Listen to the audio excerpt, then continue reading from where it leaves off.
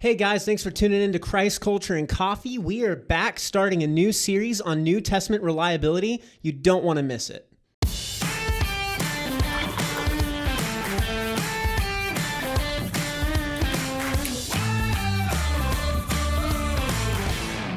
Hello, thank you for joining us today on Christ Culture and Coffee. And we are your hosts, Tyler Hurley, here with Robbie Lashua. I'm back. Yes, you are back, Robbie. It's nice to have you back. It was a little weird being by myself last week. Talking to no one in a room all alone. I know you've done it a couple times before, and it's just I can't say it's my favorite. Different. Yeah, I like having a human to talk to. Yeah. I mean, rather than thinking of like the hundreds of listeners, you know, they're like, I can't picture them. I'm just looking at a camera. So you're staring into a black hole. Yeah, I don't know what's happening. Yeah, so, it's nice to know that there's people on the other side of the lens. It is. Once we post this, definitely tons of people who listen. But yeah, it's nice to be with a real human being versus by yourself in a room. Yeah. But we are super excited because today we're going to be starting a brand new series. It's on New Testament reliability. Yep. And we have a lot to unpack. So we're going to be doing this over several episodes, but we've been having a lot of people reach out to us about this, saying they wanted us to talk more about it. Mm-hmm. And there's a lot out there on New Testament reliability. So yeah, there's so much evidence for it. And we definitely need to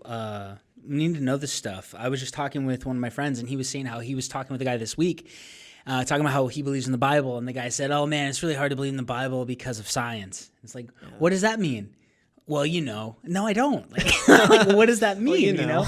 So yeah, we need to know why we believe the New Testament's reliable in what it says, that it's reliable in how it's been translated, that it's reliable in how it's been transmitted. Yeah. And we're going to be going over all those things in the next few weeks, which will be kind of fun. Yeah, that's great. But before we get into that, you have a coffee tip for us today? I do, and this is like a practical coffee tip because, how do I say it? I made this mistake a lot of times. So the first time I went to Europe was in 2005, and I went over there to go to France to help out at this camp in the French Alps, this Christian camp. It was awesome. I went there a couple of times. I went there again in 2007. Again, I've been to Romania. You've been to Europe a few times. Yeah. And so this is the thing that the European countries, if you order coffee, you're getting espresso. Yeah, that's it. That's it. Mm-hmm. And I really like brewed coffee. Like I like a big glass of coffee, a big cup of coffee. But when you're over there, they always give you just this little thing of espresso, and it's fine. Yeah. But man, sometimes you're like, I just need regular coffee. Yeah, that's what they give you. The other thing that annoys me is they always put tons of sugar in it too, and I don't like a lot of sugar in my coffee. So it's like this sweet, super strong little shot of espresso. I want a real cup of coffee, and I finally discovered how you get it there. You have to say Americano, right? Oh, yeah. And that's why, and now again, it's not going to be brewed coffee, because if you don't know what an Americano is, you can get those at coffee shops here. But what it is it's espresso shots, and then they water it down and make it into a big cup of coffee. Yeah, and actually when I was there not long ago, that's what they told us we had to order if we wanted specifically. Oh, you had somebody help you with that? I did. I got that's lucky. Awesome. I did not have that. Everywhere I went, because I was in a few countries, but where they had us order coffee that way, but you just went up to them and you'd say cafe espresso americano. Okay, and they roll your eyes at you like, oh geez, you want it watered down, you basically wimp? That's what they would say. No. It's true, yeah, but that's the only way to get it when you're over there. So if you're in Europe, just order and you want that, get an Americano, right? And even if you're at a local coffee shop, try it, because it does taste different than brewed coffee. Yeah, it does, because it's espresso shots watered down with hot water. It's pretty nice. I used to actually they don't have this anymore, but Starbucks used to have almond syrup. Do you remember this? This was a long, long time ago. Wow, I think so. That brought back some memories. I think it was like a long, long time ago. Yeah. And I used to get a large black Americano, no milk, just with one splash of almond syrup. I think my mom got that when I was a kid, before I was allowed to drink coffee. Dude, it was so good. Yeah. I wish they would bring it back. But anyway, so that's your tip for today. If you find yourself gallivanting around Europe, order an Americano, and it'll give you a little bit of a comfort of home while you're there in your coffee preference. Yeah, that sounds good. Thank you, Tyler. I like that. Yeah. Well, hey, let's get into the subject today. So we've got a lot to talk about today in regards to the reliability of the New Testament. And there's so many different avenues we could talk about, so many different evidences we could get into. But we kind of want to start off by talking about how historians look at ancient manuscripts and how they determine if they're good, if they're reliable, if they're telling the truth, if they're noteworthy, right? Yes. And so we want to treat the New Testament documents like a historian would. Yeah, and these factors that we're about to apply to the New Testament, that this is how history in every category is surveyed and investigated more. And so that's kind of the tactic we should be taking with Scripture, is applying how we do history in everywhere else of the world, because that's what we should be applying to the Bible if it's real. Yeah, and a good book to get on how to do history is The Resurrection, a new historiographical approach by Michael Licona. And we've put links to it in other shows and stuff, but that is such a good book, not just on the resurrection, but on how historians do history. Yes. So that we're going to share some of these ideas from Michael Licona, and then we're going to apply them to New Testament reliability. So let's get started, all right? Let's do it. This sounds great. All right, the first thing that historians will look for to see if an event or things that are claimed to have happened in the past are reliable is if there are multiple independent sources, all right? And now this only makes sense, right? The more independent sources that you have that are all saying the same thing, the more sure you can be that whatever they are saying happened. Yes. Right? So if you just find one, it may have happened.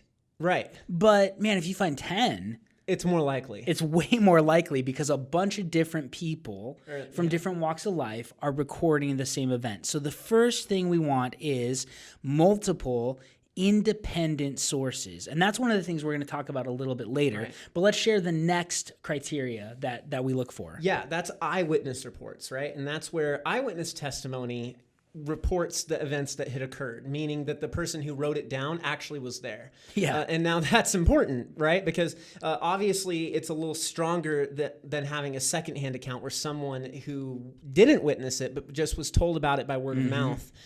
Eyewitness testimony of someone who actually saw the events is really important in doing history. Yeah. And, in our day and age, we have, video witness testimony, but for ancient documents, you don't have that. You don't have recordings, you don't have video. So we need to say, what's the best witness? It'd be an eyewitness, right? It'd be somebody who was actually at the event.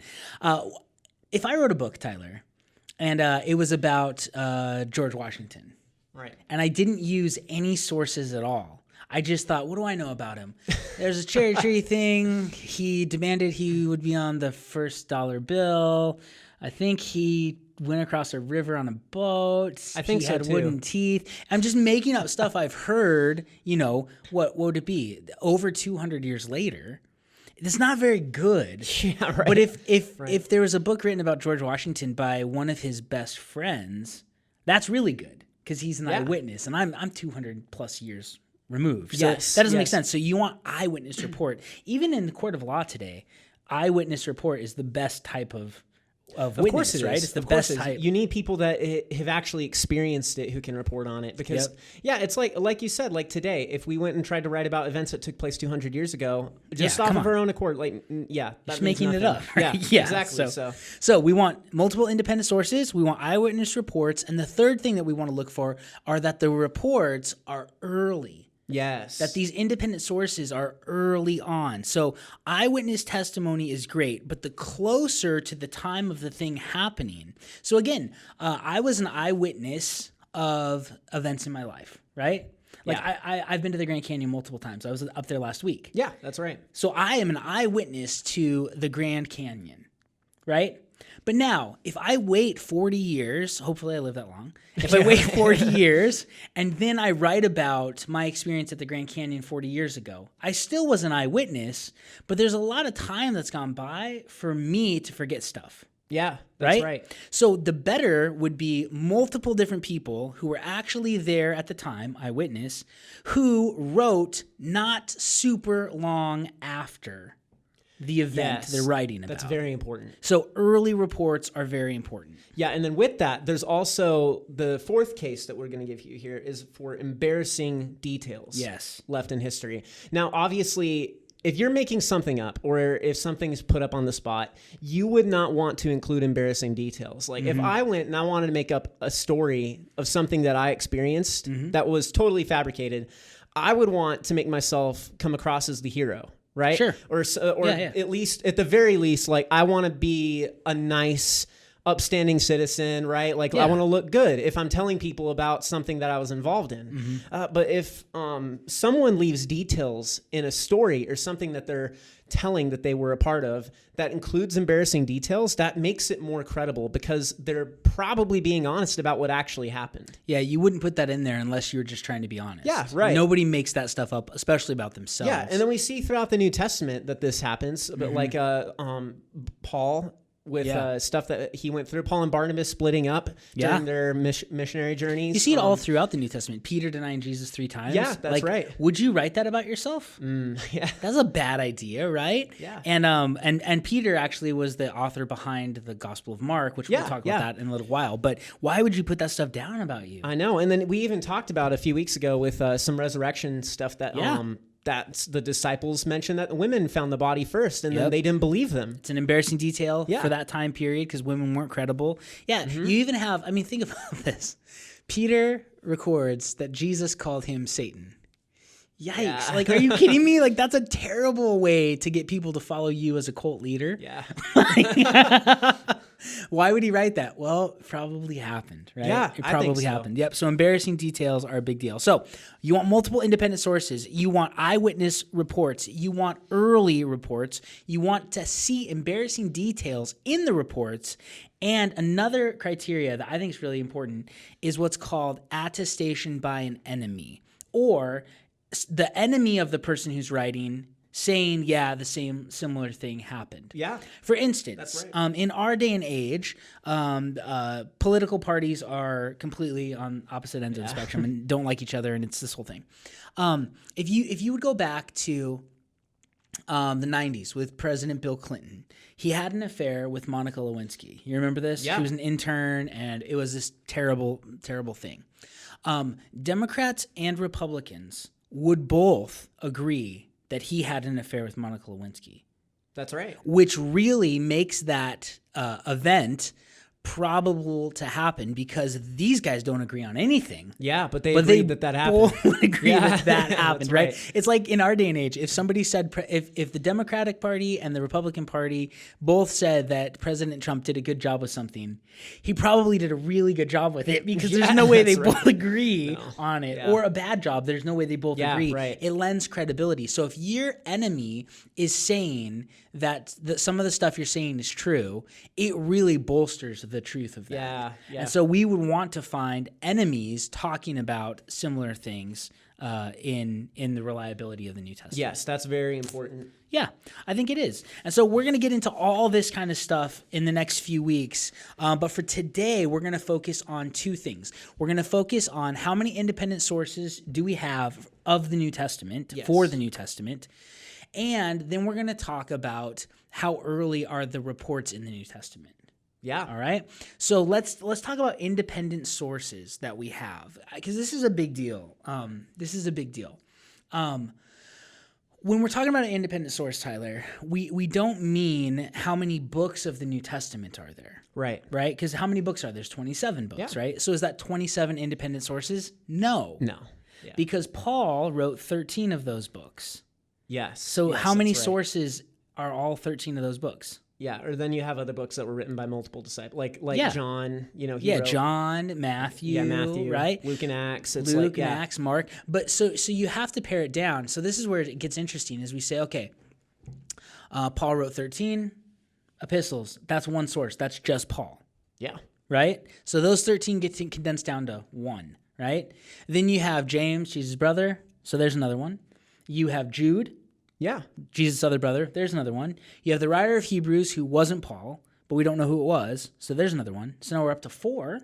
Then you have Luke and Acts, right? Because Luke wrote Luke and Acts. Yes. So now we're at 5. And then you have John, who wrote John, 1st, 2nd, 3rd John, and Revelation. Yes. So now we're at 6. And then you have Matthew, who wrote Matthew. Yeah. And then you have Mark, who wrote Mark, right? Am I forgetting any?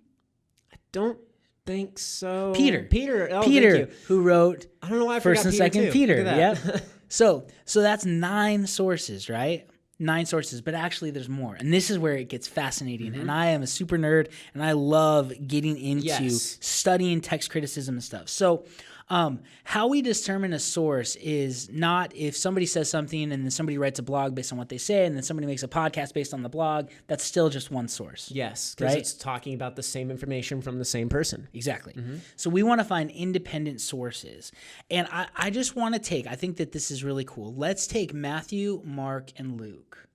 The three Gospels, they're called the Synoptic Gospels because they're very similar to each other in the stories they tell, where John is very different in the accounts of Jesus. So the Synoptic Gospels, how many sources do we have in the Synoptic Gospels? Well, here's how it goes. Most people agree that Mark wrote his gospel first.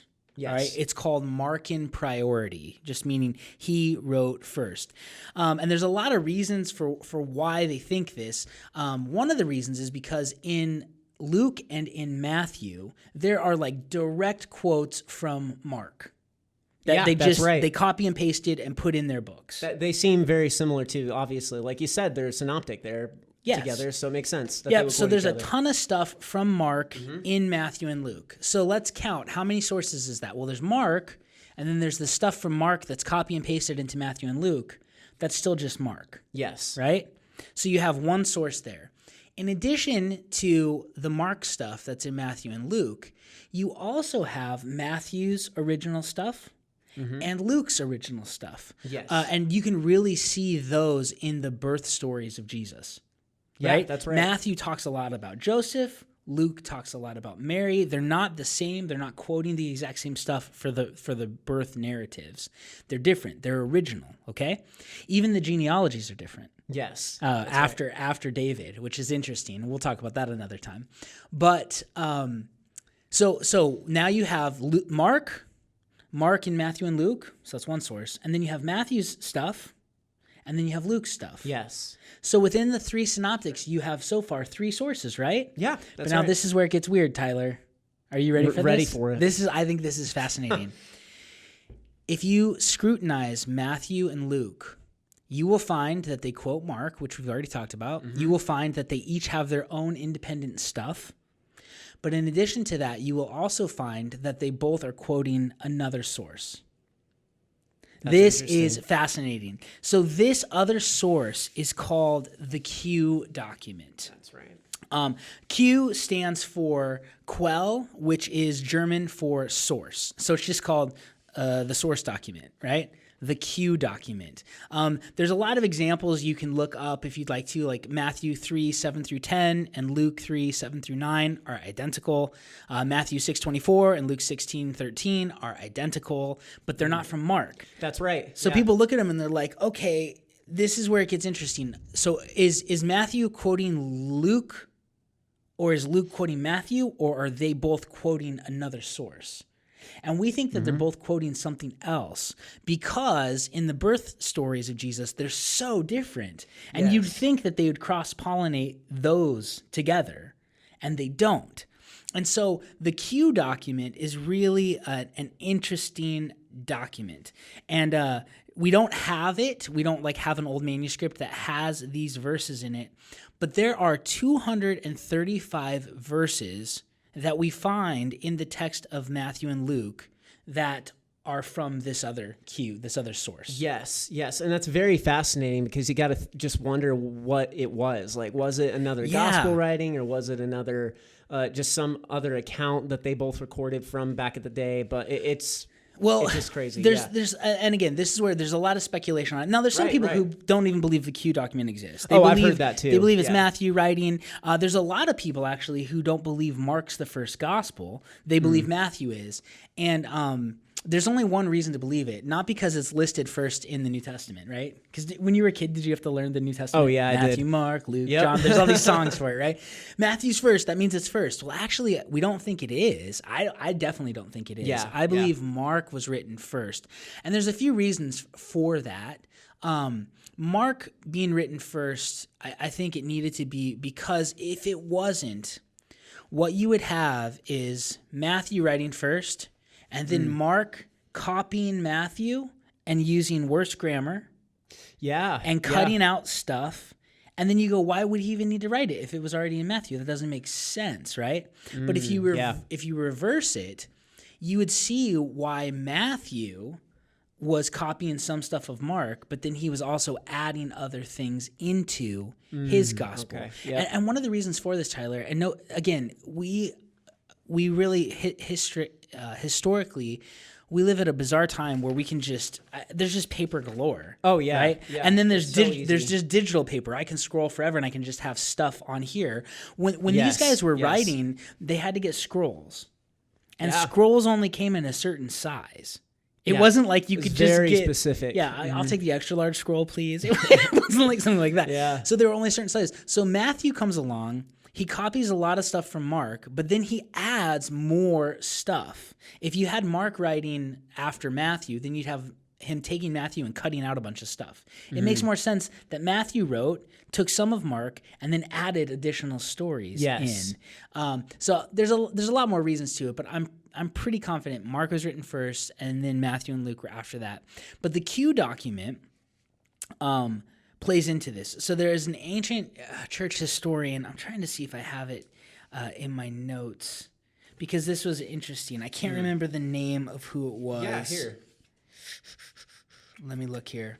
Let's see that. But that is very interesting. I, for one, think that, I think it's very interesting that people even debate the timeline of all of these, because what's interesting is you see that, clearly, I mean, we just mentioned it earlier, but there's tons and tons of passages where the Q document, too, in particular, is quoted. Like, we've got Matthew 3:7 through 10, Luke 3:7 through 9, and the verses are identical, and you could see they're getting it from an original. Yeah. I found exactly what I was looking for. No, nice. So this is one of the reasons that people think Matthew wrote first, and it's because an ancient church father named Papias, he documented Matthew wrote first. Oh, look at that! Wow. But then he says that he wrote first in the Hebrew language. Huh. Okay. In Aramaic. In the Hebrew dialect. The Gospel of Matthew was not originally written in Aramaic. It was written in Greek. Like, for sure, to translate it back, right. he missed out. Like, we know it was written in Greek originally. So some people say, see, that means Matthew's gospel is first. And I would say, no, it doesn't mean the Matthew gospel we have was first. So what is Papias referring to when he says Matthew wrote first in the Hebrew dialect, right? Yeah. So there are some people, like Craig Keener, who think that the Q document is this document that Papias is referring to. Oh, that he knew that Matthew wrote in Aramaic first. Okay. But then Matthew later on wrote his gospel in Greek. Isn't that fascinating? Now that's a good theory. It is an interesting theory, right? Now let's think about this, because this is fascinating to me. We know that at the time of Jesus, about 90% of Palestine was illiterate. They couldn't read. And that's why Jesus tells stories. And he gives really easy to remember sayings like turn the other cheek, go the extra mile, things like that.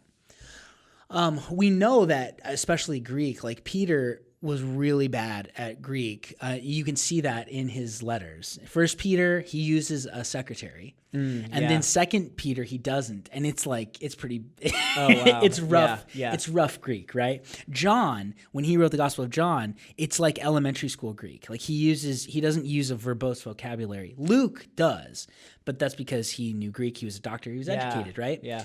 Matthew. Now think about this. What was Matthew's job, Tyler, before he became a disciple of Jesus? Oh, a tax collector. A tax collector has to know how to write. Yes, he does. And a tax collector works for the Romans, and the language they used was what? Greek. Well, Greek, yeah. Yeah. So that makes sense. So this is interesting. So you have a literate follower of Jesus who probably was taking notes at the Sermon on the Mount. Okay. Wouldn't he?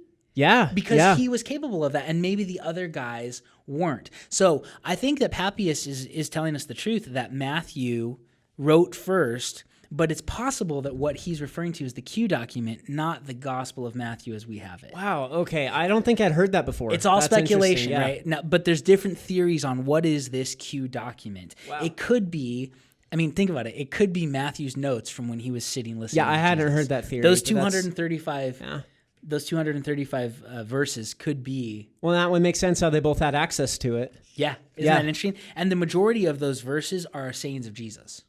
Really? Okay. Yeah. Actually, you're right. Now that I think about it, interesting? Now that I think about it, you're right. Even the ones I was just mentioning earlier, those were they're sayings of Jesus. Yeah, they're Jesus tradition. So anyways, that is fascinating to me. So anyways, we kind of got not off track. Well, if they weren't Matthew's, I'm sorry, I'm just thinking about this too. If they weren't Matthew's notes, they at the very least had to be somebody's notes on what Jesus was saying. Yeah. Like they had to be direct written, like someone scribed down what Jesus said. Like it wasn't Luke. Because Luke wasn't a disciple at the time. Sure. Right? Mm-hmm. So it makes more sense that it would have been Matthew's, or it's just somebody else's. Yeah.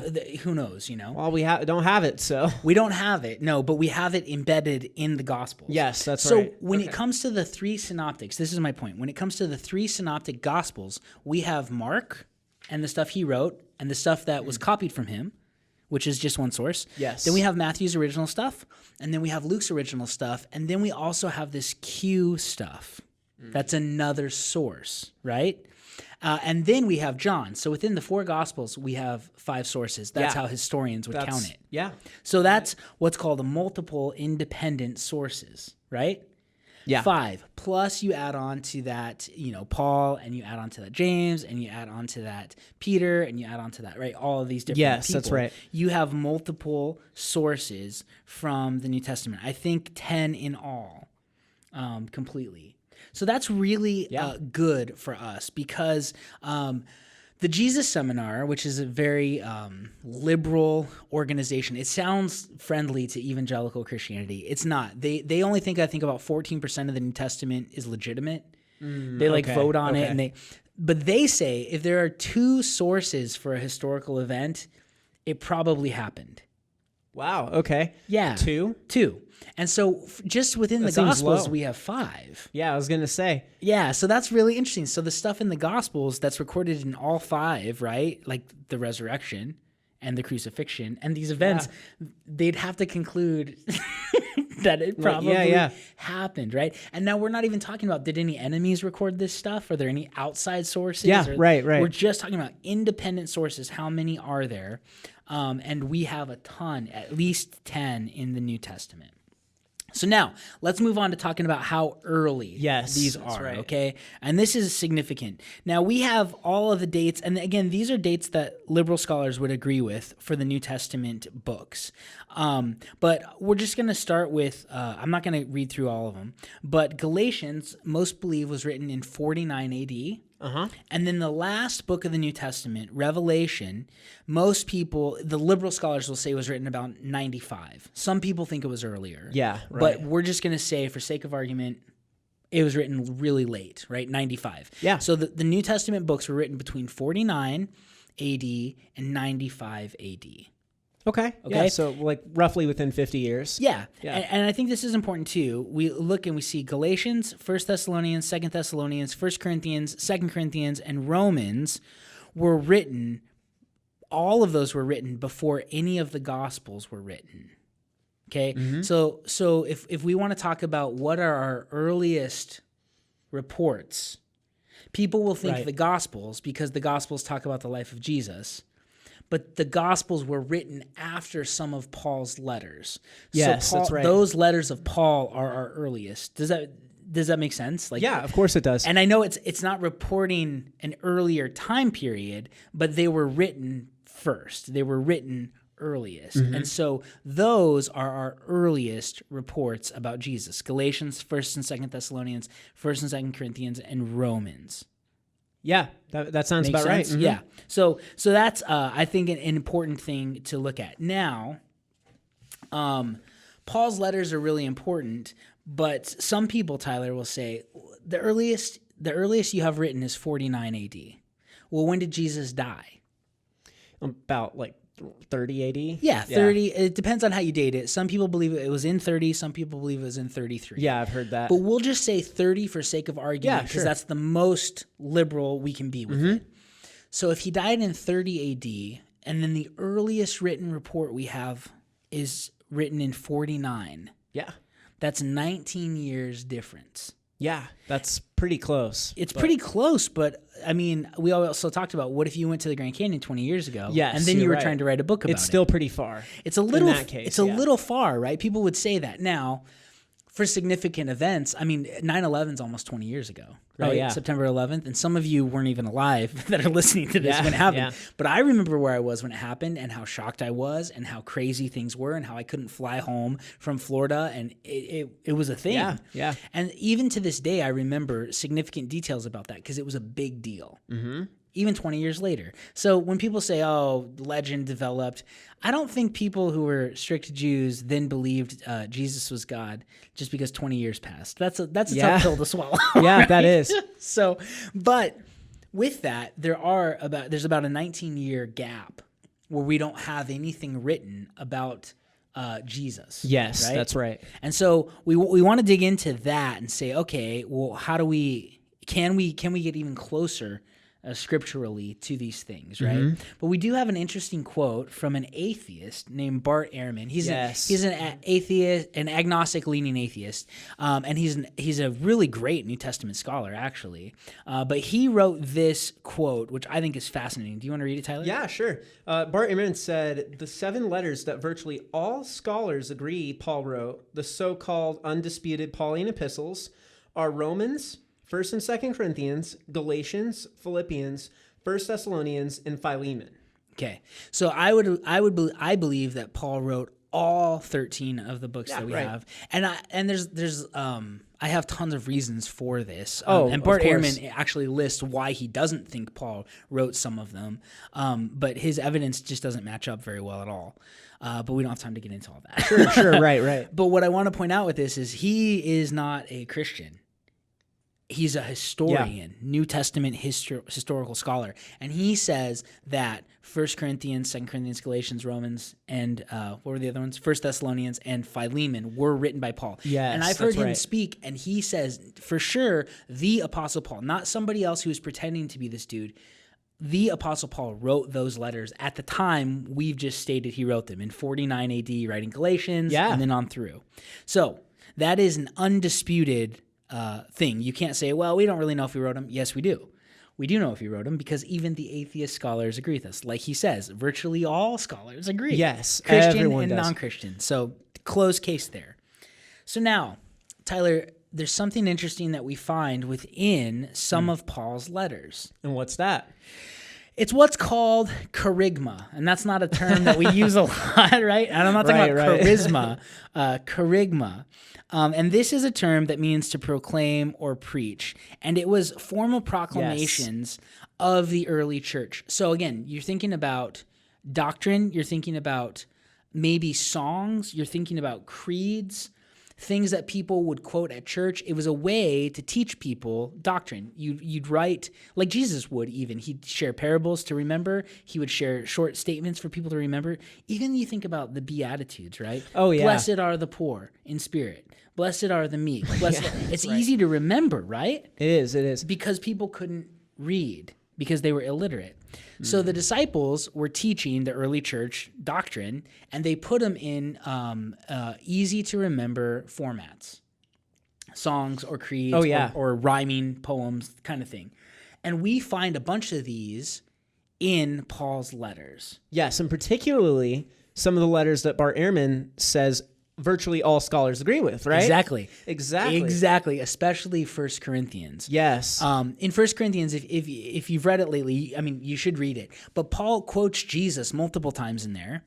And it's interesting to think he's quoting Jesus about marriage and divorce. He quotes Jesus about communion. Yes. Remember, on the night he was betrayed, he took the cup and he said, but now think about this. He's quoting things that Jesus said, but the Gospels haven't been written yet. So where's he getting these quotes from?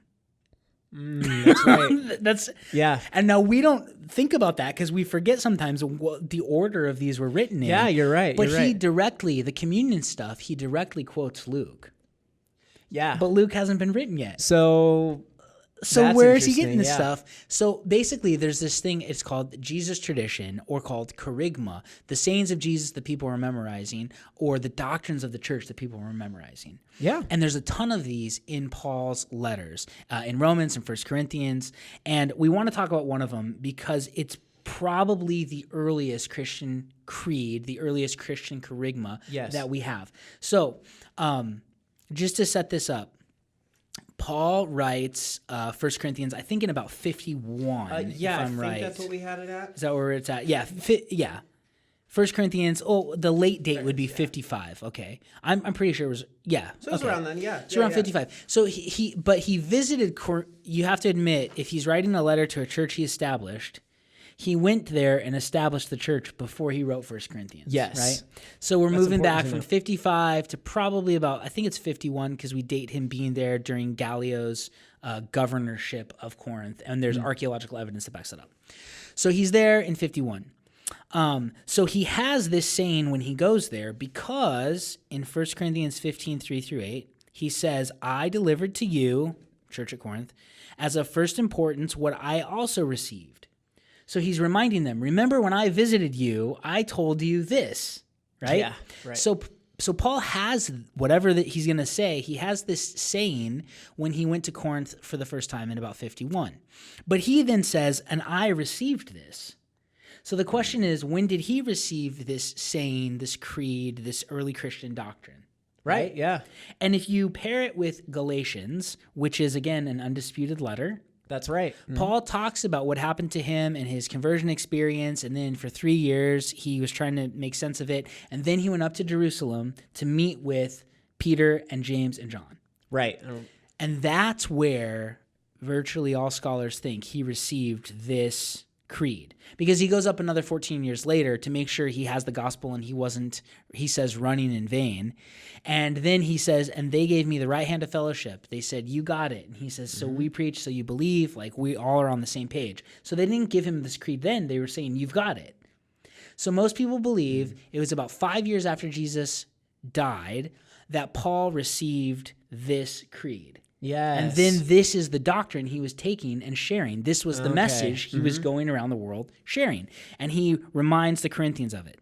So he writes 1 Corinthians in 55 AD, but this saying that's embedded in this letter predates the letter. Yes. Does that make sense? Because he's quoting something earlier. It'd be like if I was quoting Abraham Lincoln in a book. The quote predates my book. Yes, and it had to be based off of the evidence provided. Exactly. So within the New Testament letters of Paul, we have earlier reports of Jesus. Does that make sense? That's right. So within the earliest reports of the manuscripts, of the letters written, we have even earlier reports. Wow. There's stuff actually too, and this isn't in Paul's stuff, but in Acts, there's all these, like, remember Peter gets up and he gives this big sermon, Paul gives these big speeches to different people. Scholars believe that those speeches are actually not original things that Luke wrote, but they're things he's quoting. So those speeches even predate the book of Acts. So you're saying all of this early manuscript evidence that we have also contains even earlier predated evidence. Because they're quoting something that goes back further. It makes sense because there's evidence that it was written earlier. Exactly. Or spoken of earlier. Earlier. It's a report earlier. So when you get into these creeds too, they're made to rhyme, or they're made in kind of a rhythmic fashion so that it's easy to remember. Yeah, right? of course. You want to keep people remembering them. Yeah, that's the whole point. And we have that here in 1 Corinthians 15, 3-7, but Paul adds on an addendum to it. So do you want to read that for us, Tyler? Yeah. Sorry, where at? It's 1 Corinthians okay, perfect. 15, 3-8. Yeah. Yeah. So it says, for I delivered to you as of first importance what I also received, that Christ died for our sins according to the Scriptures, and that he was buried, and that he was raised on the third day according to the Scriptures, and that he appeared to Cephas, then to the 12. After that, he appeared to more than 500 brethren at one time, most of whom remain until now, but some have fallen asleep. Then he appeared to James, then to all the apostles, and last of all, as to the one untimely born, he appeared to me also. Okay, so this is the creed that predates the letter, that Yes. predates Paul coming to Corinth, that he received probably 5 years after Jesus died. So think about this. If Paul received it 5 years after Jesus died, then it had existed before he received it, right? Yeah. And so people do all this analysis and study to see how long did it take for sayings to develop in first century Palestine. Because for now, like for us to be familiar with a popular song takes a week. Oh, yeah, right? I mean, yeah. because a song can be on the radio or on Spotify. And you can remember we it for all like the hear rest of it, your life. And Yeah. then you got it, right? But back then they didn't have radio. They didn't have this kind of thing. Yeah. So for a saying to develop, it had to be taught and spoken of and memorized and taught to your kids and this kind of thing. Yeah, yeah. Anyway, this early Christian kerygma, this creed that's in 1 Corinthians, critics concede, skeptical critics of Christianity and Christian critics, Yes. they concede that this saying was formulated somewhere between 2 to 3 years after the events of Jesus' death. Yeah. So the point of that is we want early reports. Yeah. The That's earliest crazy. letter we have written is from 49 AD, but within it, Galatians, but then within 1 Corinthians, we have a creed that goes all the way back. So it's not like we have a 20-year time gap. Yeah, yeah. We have stuff in there that pre-existed before it. Right. Does that make sense? So we've made up for that 20-year time gap. That's Pretty right. much going back to ground zero, people were saying, what? Jesus died, he rose again, yes. he was buried, and a bunch of people saw him. And I think it takes it back a little bit too to that 9/11 analogy you just gave, Robbie. It's like it's as though all that time has passed by, but as if we had a song or some sort of poem or something that was somber to help us remember every detail of what happened. Well, I mean, you know what it right? is? You know what that is? Never forget. Yeah.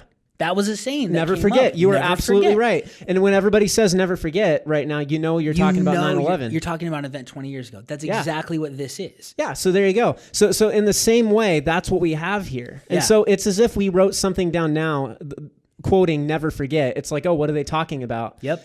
It's an event that happened then. Goes back. Yeah. Yep. So And there it's you not go. something original. It's something we're quoting. Yes. So now here's where it gets crazy.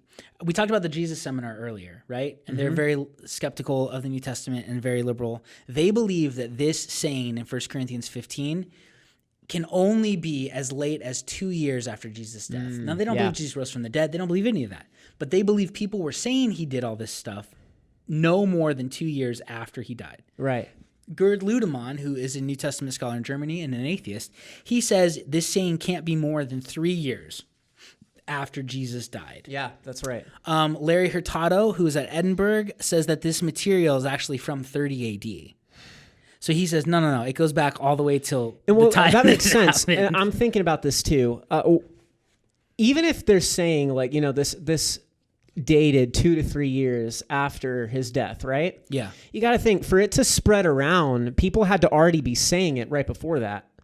So it's highly likely just in general that people started up this creed and this saying literally right when he died. Well, you have Peter getting up 40 days after, right? I mean, Pentecost, right? Yeah. And he starts preaching. You all saw this stuff happen here in Jerusalem, in this town, right? Yeah. So they're already preaching and people are being converted. It even says some of the priests, some of the Pharisees were converted, right? Yeah. So they're teaching doctrine, and this saying spans the time gap, plus a lot of other sayings like what Jesus said for communion.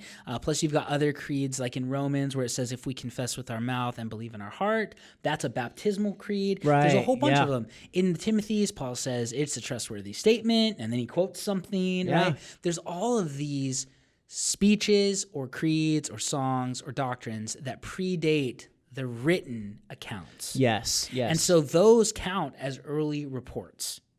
And they go back all the way to pretty much, according to these atheistic scholars, 2 to 3 years after the event. Larry Hurtado, he's not an atheist, but he says it's from 30. Richard Bauckham, he says it's from 30. James D.G. Dunn says that the latest this could have been from, this creed could have been formulated, was 6 months after Jesus died and rose from the grave. Yeah, so just like I said, just like that. Yeah, just immediately people were saying this. So there's not enough time for legend to develop. Is the case. Right after Jesus died, people were saying he rose and he appeared to a whole bunch of people.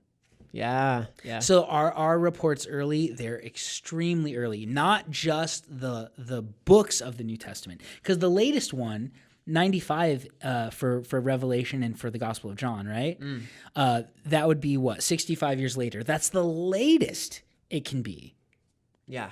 The earliest is 19, but then within these books, we have stuff that even goes back earlier. So we have multiple independent sources, and we have super early reports. Yeah, and that creed in itself implies that the general public was aware of what was happening back then, and they were making these claims early on. So that is just some strong evidence that multiple people were holding to this idea. Yeah, well, yeah, exactly. The core doctrine of Christianity, the gospel, was being taught right away. It wasn't a legend that developed much later. Yeah. So I think that's huge. Now, let's transition to something a little bit different about early reports, because now we want to talk about the manuscript evidence, right? That's right. Because we don't have Paul's original letter to the Galatians from 49 AD. And we don't have John's original gospel from 95. And we don't have any of the original, they're called the autographs, right? The ones that they actually wrote. All we have are copies of what they wrote. Of course, yeah. And now how do we date them? Well, because of internal evidence and a whole bunch of other stuff. But we're not going to get into all that. But we are going to get into that in a few weeks, but not today. Yes, not today. Right. But we want to say, okay, what physical copies of the New Testament do we have, and how old are they, and how far from when the originals were written do we have physical copies that we can hold in our hand today? Yes. Right? So do we have really early? Because could you imagine, Tyler, like what if we say, oh yeah, Paul wrote in 49 AD, and you say, okay, well what's the earliest copy you have of that? And we say, oh, it's from 1985. Well, there's like 2,000 years of time. How do you know that that's exactly what he said? Like, that's rough, right? No, it'd be great if we had copies that go pretty close back to the time he wrote it, right? Yes. So when you do history, you want to look at this not just in regards to the New Testament, but in regards to all history, right? Oh, yeah. And so there is a really helpful chart, and it's originally from Josh McDowell, but it actually was updated a few years ago by one of my professors, Clay Jones, and he's been on the podcast before. But he searched out how many manuscripts, ancient manuscripts there are of all of these different sources, from Homer, from Plato, from Caesar, from Tacitus, and from the New Testament. And he came up with an updated list of how many manuscripts we have, and then how old are the oldest ones, and what's the time gap between the oldest manuscripts we have and when the supposed thing was actually written. Yes, and it's so fascinating to see this list. Well, why don't you walk us through a little of that? Let's start with Homer, right? Homer's a good category, right? He wrote the Iliad and the Odyssey. Let's start with him. Yeah, so Homer's Iliad. Homer's Iliad, it was written around 800 BC, right? Okay, so he wrote around 800 BC. Yeah, and the earliest manuscripts we have of that are around 400 BC. Okay, so wait a second. He wrote in 800 BC. Yes. The earliest physical manuscript we can hold in our hands today comes from 400 BC. Yes. So there's 400 years of a time gap in between when he's supposedly written and the earliest manuscript we have. Yes, that's correct. Would it be possible within that 400 years for somebody to have taken the copy we have, scratched out the original author's name, and wrote their name, Homer? It's possible. It's possible, right? Now, again, I don't believe that. Yeah, we all believe Homer wrote the Iliad. Sure. But it's interesting. You think about history, 400 years, that's a long time. It's almost twice as long as America's been a country. But it's astounding because what's interesting is you see even just in secular culture, right? Mm-hmm. Nobody doubts that Homer wrote the Iliad. Of course not. And I don't doubt it either. Yeah. But that's a long time gap. But that's what I mean. You're absolutely right, Robbie. That's a long time gap, 400 years, but yet we still hold to it as yes, this happened. Versus you take biblical manuscripts, right? Like we were just talking about. At the latest, we're talking 50 to 60 years of when they were written. But when they were written. But we want to look at when they were written and then what physical evidence do we have. Exactly. Right? Yes. Exactly. And so Homer, man, 400 years is a long time. Yes. Well, let's look at somebody else. Who else is on the list? That'd be interesting. Yes. Sorry. Let's skip him. Who cares? Nobody knows who he is. Let's go to Plato. There we go. Let's do Plato. Let's Plato's do that. he's kind of a big deal, Yes, right? Plato's, honestly, lots of philosophy comes from Plato. Yeah. And lots of different ideas. So his work, Tetralogies. yes, that right? was written around 400 BC. Okay. 400 BC, he writes his book, okay? Yes, and the earliest manuscript we have of that is 895. And now is that, I think that's AD, right? Yeah, AD. So that's what, 1,300 years? That's a long time. Yeah. And nobody doubts that Plato wrote that. No. But that's a long time. Yeah. That's a really long years? time. That's a really long time between when he wrote and the first manuscript we can hold in our hand today. Yes. All right. Well, what about Tacitus? So Tacitus, Tacitus. He's the best Roman historian ever. We know a ton about Roman culture and history because of him. That's absolutely right. And Okay. now a lot of his work his work on Annals, is that how you say it? Yeah. Yeah, Annals. Annals. It was written in 100 AD. Okay, and Right? 100 AD. Okay. That's when it's dated to be written. Yep. However, the earliest manuscript we have is split in half. Okay. The first half we have from the earliest manuscript is 850 AD. Okay. The second half is 1050 AD. Okay, so he wrote in 100. The first half we have is from 850. The second Yeah. half we have is from 1050. So that's a 750 to 950 year time gap from the greatest Roman historian who we know pretty much all of Roman history from. Yes, all of Roman history. Nobody ever says, "Oh, that's too long to not know if it's true." Yeah. Maybe it got changed. Maybe there was folklore added. Maybe everybody agrees that we can know from it. Yeah, it seems like whenever something comes to morality, people change how we do history. That's kind of what I think. I'm just saying, but yeah. Okay, so this is a good sample of what we find with other historical books, and especially Tacitus, because that's about the time the New Testament was written. That's what I was gonna say. Well, now let's jump to the New Testament documents. Yes. When they were written, and we already talked about they were written between 49 and 95, right? So let's just round up to say between 50 and 100 AD. Yeah, that's right. What is the earliest manuscript we have of the New Testament that we can hold in our hands today? When is it from? Oh gosh, I'm trying to remember that. It's in 50. It's on the chart. Oh well, there we go. What do you know? 50. I was going to say the exact year I thought was 55 AD, but it's 50 AD right here, correct? Well, Galatians was probably written in 49. That's what I was thinking. And then John's probably written in, they say 95 or Revelation 95. Right. Okay. But yeah, we'll roughly just say about 50 to between 180. 50 and 100. Yeah. That's when it was written. What is the earliest manuscript we have that we can hold in our hand today? Oh yeah, from? 130 AD. Okay, and that's liberal. Yes. Because I know some people who believe that it's actually 125 or 120. Yes, correct. But we're just saying it's from 130 AD, and it's the John Ryland Papyri, and it's from the Gospel of John. Yes. So John's written in 95. We have physical evidence that you can hold in your hand today that's from 130. Yeah. So that's a 40-year time gap? A 40-year time gap. At the most. It's probably earlier, to be honest, Yeah, but at the most. that is the most. And what's fascinating is you look, the only earliest time gap that we discussed other than that is the Iliad, and that's 400 years. Yeah. Do you realize that? That's the second best, yeah. Yeah. If I'm not mistaken, I'm pretty sure. Yeah, that's the earliest time gap that we just discussed. Yeah. 400 years. That's pretty bad. That's something historical that people all over agree, like this happened, right? Now, it doesn't mean that, but the fact that we have a short time gap between when the New Testament was written and physical evidence of it today doesn't mean what it says is true. Oh, of course, yeah, but it's credible. But what we can deduce is it probably is accurate to what they originally wrote. Yes, if we're going to take that Homer wrote the Iliad and what he wrote in 800, but it's from 400 years later that we have the first evidence of it. Yeah, but you're not going to do that with the Bible, with the New Testament in 40 years. Yeah, doesn't mean it's true, but you have to admit it's probably accurate to what they wrote. Right? Yeah. So that's important for us to understand.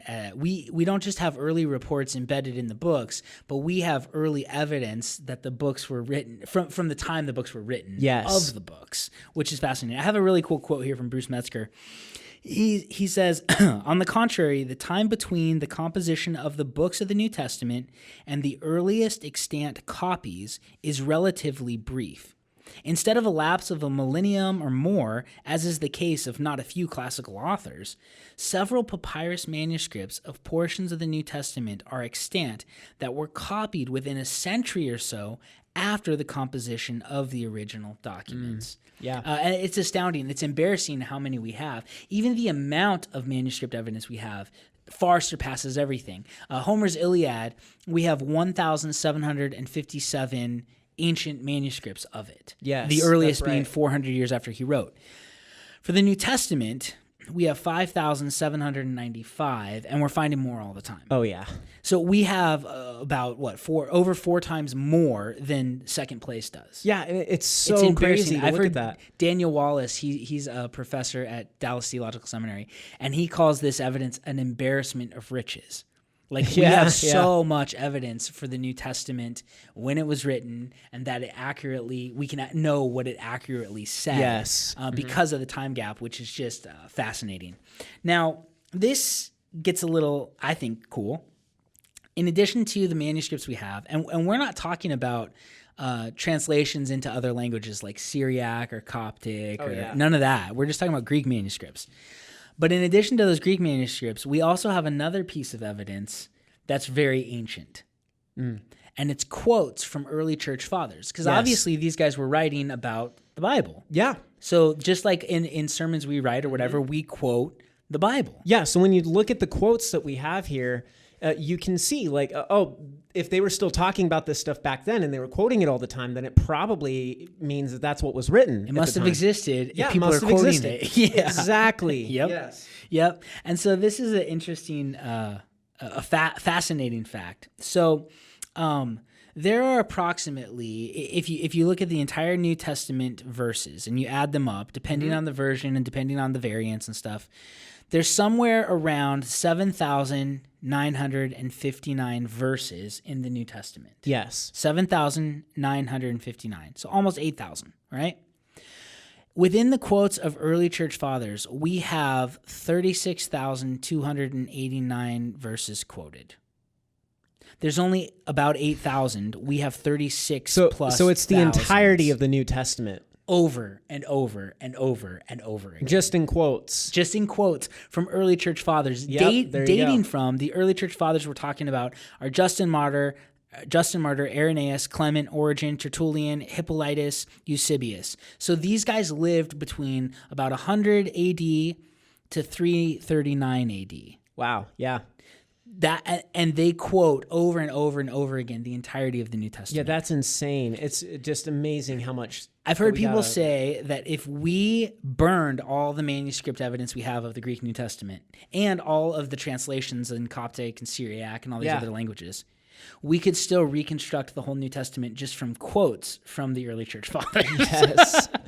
Yes. So early reports, yes. Multiple independent sources, yes. Tons of evidence for what it originally said, absolutely. And so does that mean what it says is true? Well, we haven't gotten to that yet. All we've established is that a bunch of people were saying these things happened and recording these things about Jesus and about the church that started after him. And then we've also seen that the reports are very early. So multiple independent sources, and very, very, very early sources, basically ground zero sources. Yeah, and that's so crazy. Like we have so much in quotes that it's roughly 7 times the New Testament is repeated just in quotes. Like that's just... It's insane. It's awesome. Yeah, and a lot of these church fathers, too, were writing books and sending them to Caesar.